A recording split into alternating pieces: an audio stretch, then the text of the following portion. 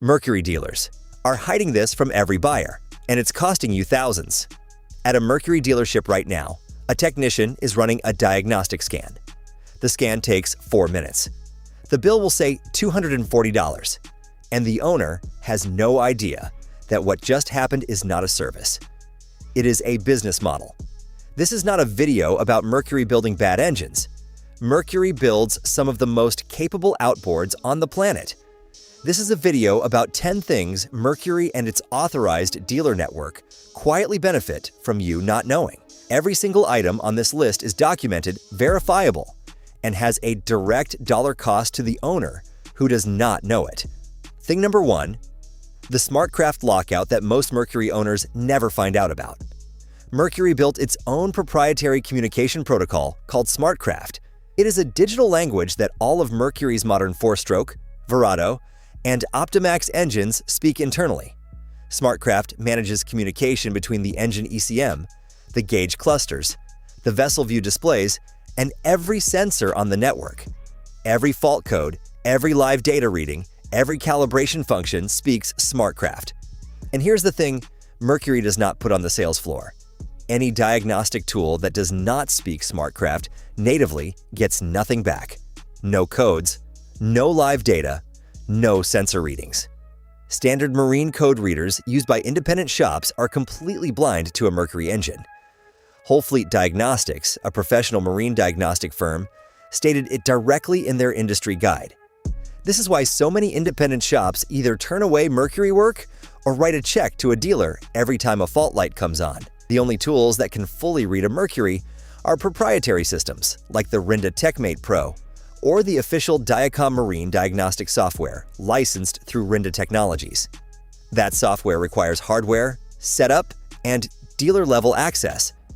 An independent mechanic who has worked on boats for 30 years cannot legally plug into your Mercury and read what the computer is telling him without buying into Mercury's proprietary system. That is not an accident. It is a design decision that routes every diagnostic job through an authorized dealer. Thing number 2. The 9.9 HP Mercury in many marine stores is a Tohatsu.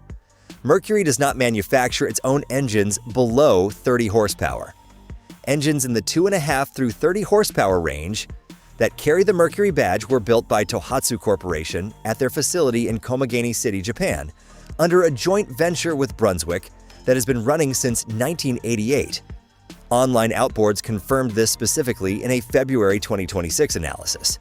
If you buy a 9.9 HP Mercury today, the powerhead inside that cowling rolled off a Tohatsu assembly line in Japan. The identical engine sells under the Tohatsu name at a lower price. Tohatsu outboards in comparable horsepower classes consistently retail for less than their Mercury counterparts. The powerhead is the same. The EFI system is the same. The mounting dimensions are the same. What is different is the badge and the price on the invoice. Thing number 3. Mercury's extended service interval is not universal. Mercury markets the 4-stroke lineup with service intervals that are longer than competing brands, and that is partially true for engines operating under typical use.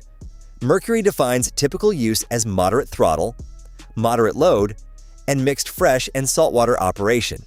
If your Mercury runs extended trolling sessions, heavy loads, repeated wide-open throttle runs, or consistent saltwater exposure, Mercury's own documentation states explicitly that service intervals should be shortened.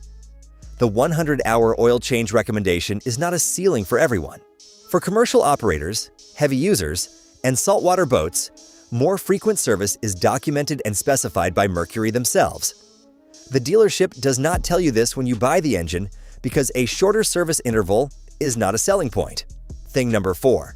Mercury's Boost Performance upgrade exists and most dealers will not bring it up unless you ask.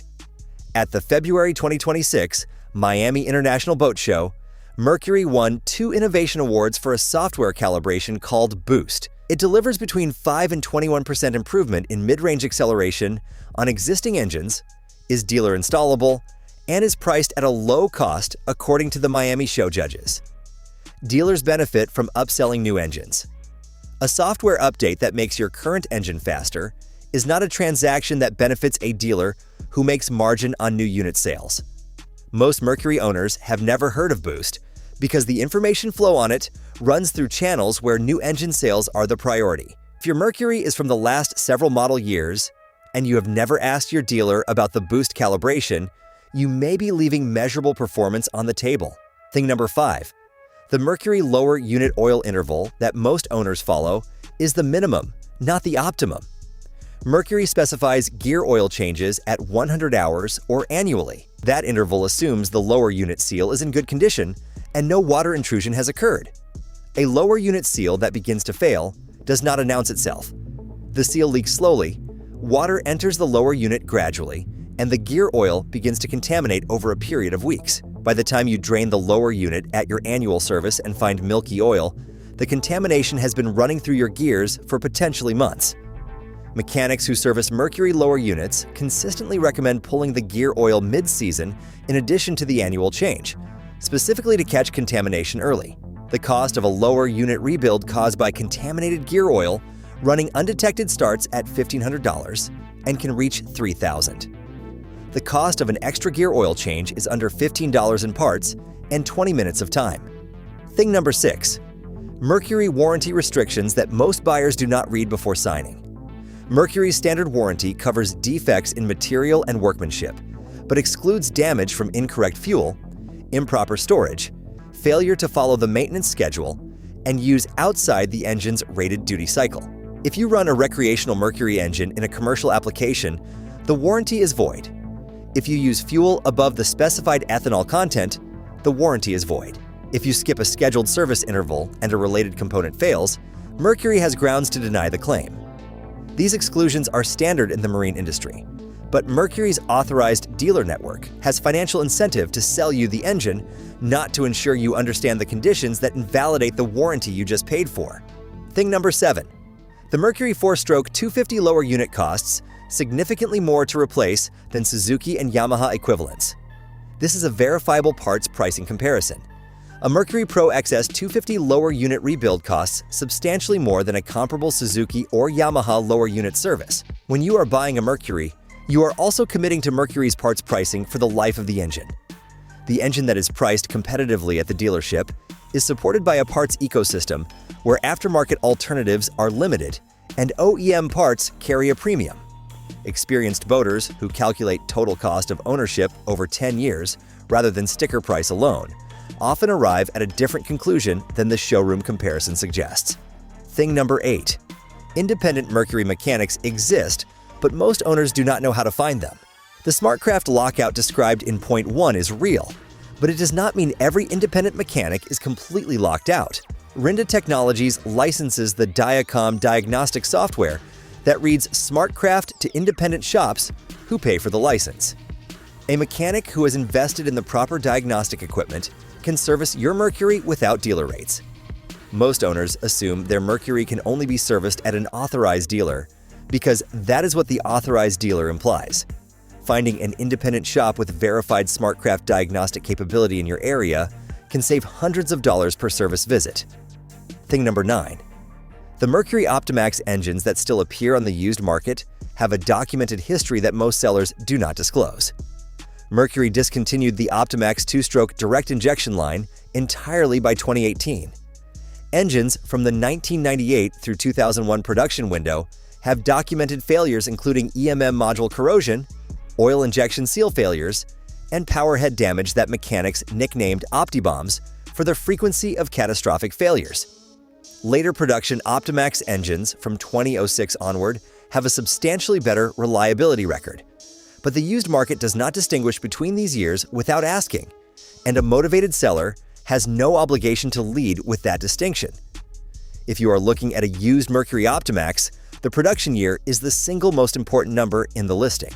Thing number 10. Mercury's dealer network density is the strongest competitive advantage Mercury has, and it is also the mechanism that makes everything above this list profitable. Mercury's parent company Brunswick has built the largest authorized dealer network of any outboard manufacturer in North America. That network is a genuine service advantage for Mercury owners who need parts, warranty support, and authorized service. It is also the infrastructure that makes the SmartCraft lockout effective, that routes the diagnostic revenue through authorized channels. And that gives Mercury pricing power on parts that aftermarket suppliers have not yet broken into. Mercury is not hiding these things because the company is malicious. Mercury built a system that is very good at making money. Understanding how that system works is the difference between being a Mercury owner and being a Mercury customer.